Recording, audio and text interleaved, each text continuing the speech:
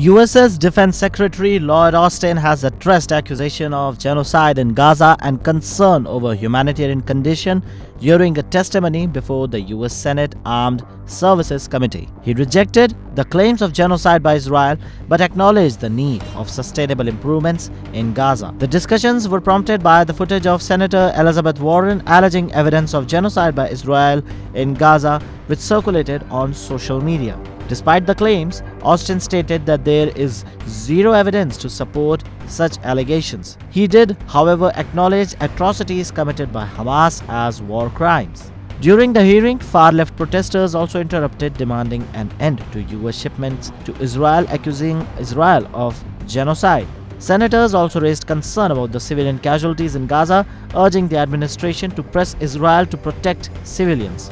However, Austin confirmed and affirmed that he has spoken with Israeli Defense Minister Yoav Gallant about the need to evacuate civilians from Gaza and ensure their welfare. The humanitarian situation in Gaza has deteriorated, with the looming famine threatening the lives of hundreds of thousands of Palestinians. According to the Hamas-run Gaza Health Ministry, over 33,000 people have died in Gaza after the war started, including Hamas militants and normal civilians. The US has also expressed alarm over the acute food insecurity affecting all Gazans and the collapse of humanitarian operations. Austin has warned that the worsening humanitarian crisis can fuel further violence and prolong the war in the region. And so the efforts are to encourage Israel to provide humanitarian assistance.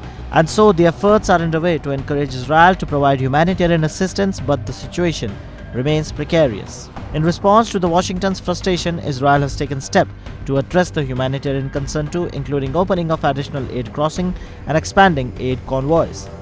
However, concerns persist about the protection of humanitarian workers, highlighted by the IDF strike on a World Central Kitchen convoy. Austin noted that the pressure from the US has led to improvement in humanitarian aid delivery to Gaza, with plans underway to build a new way for Gaza coast for aid distribution. Despite the progress, the long-term sustainability still remains uncertain. And so the Biden administration also faces pressure from the Democratic Party to make more decisive action in Gaza to address the humanitarian crisis as soon as possible.